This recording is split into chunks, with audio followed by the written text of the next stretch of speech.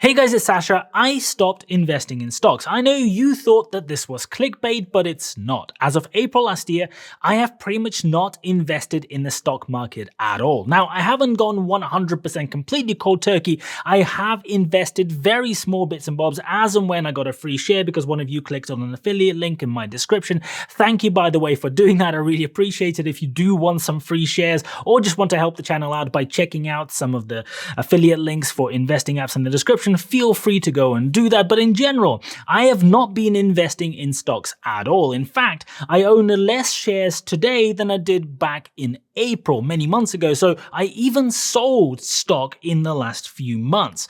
And you might be confused because I am not the flip-flopping kind of guy. I don't decide to invest or not to invest based on which way the wind happens to be blowing today. And no, I also did not perfectly time the market. I didn't go and sell at the top based on drawing random lines on candlestick charts. I'm not going to claim that either. But I had to make some very tough calls over the last year and going into this year, and on the back of those, I have decided against investing in stocks, and I'm going to tell you exactly why and exactly what I am investing in instead, because the amount that I am generally investing has increased substantially. I don't think I've ever invested as much money into stocks or anything else as the amount that I'm investing right now.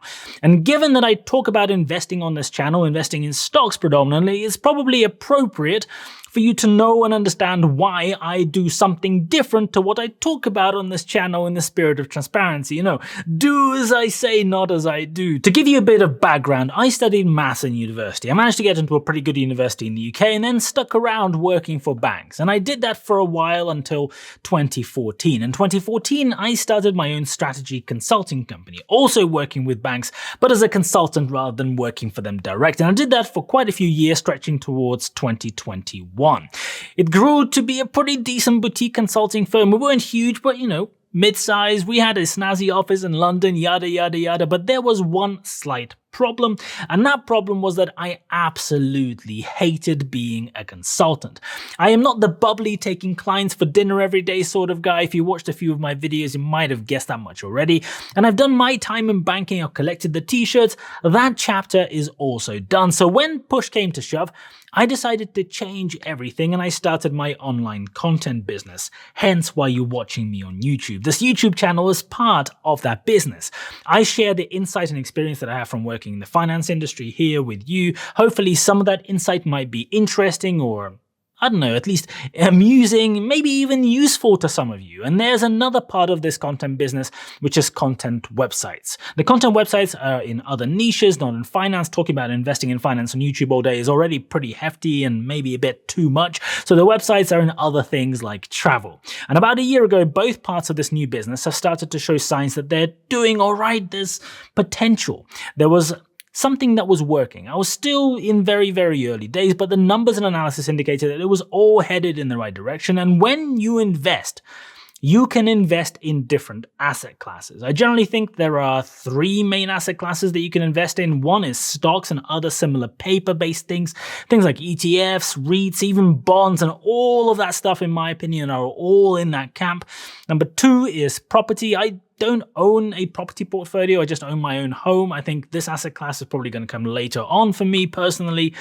And I don't subscribe to commodities being an investment. I don't think that commodities are another investment class like many other people think that they are. I think for something to be an investment, it has to have a primary expectation of increasing in value in the long term if everything goes well. Commodities are physical goods without an underlying natural reason that must drive appreciation. In my opinion, sure, the price goes up and down based on supply, demand, and other factors, but for me, commodities are a trading instrument at best, not an investment class.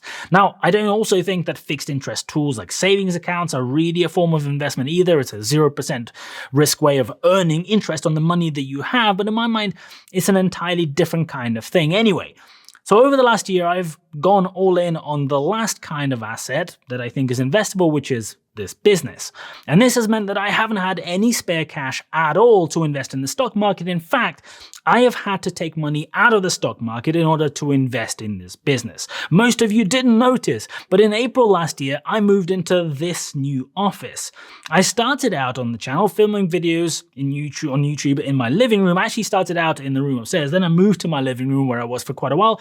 But I have a young son, and if you have kids, you will probably know, maybe appreciate a little bit how difficult it is to film videos in your living room. That's why the sofa behind me is different to the one that was there in the early videos, because I'm in a completely different place. That's why there's no map on the wall.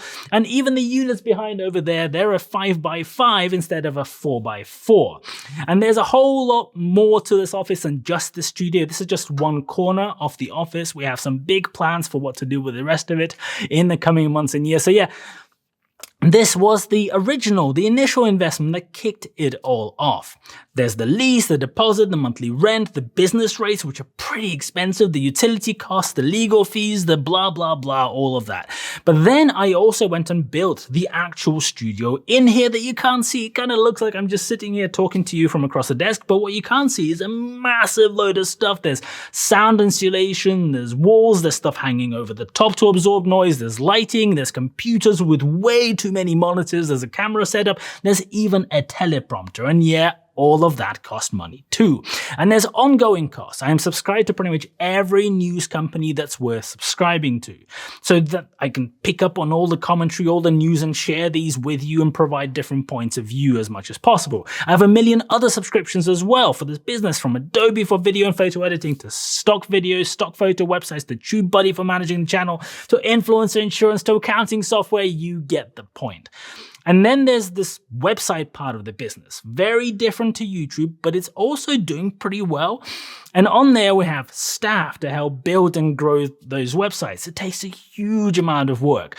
We have researchers, writers, editors, formatters. Some of them are in-house, and we work with different kinds of people, and most of the people that we work with are freelancers that we hire for specific jobs. And yeah, that investment is a fair bit more than the investment in YouTube. So the obvious question is, why the hell am I doing it? Surely with the stock market down so much, now is the perfect time to invest in stocks, right? You know, stocks that are in some cases down as much as 70 or 80% or whatever. If they go back to where they were before, you're already making 4 times your money. And the answer is, stocks are a great way to invest money for the long term. And if I was still in a job, if I was still running my consulting company in the same kind of position that didn't need the capital injection, I'll be all over the stock market right now. In fact, it is incredibly painful not being all over the stock market right now. If the business was cash flow positive, I would be buying the stocks in my portfolio like no tomorrow and adding more.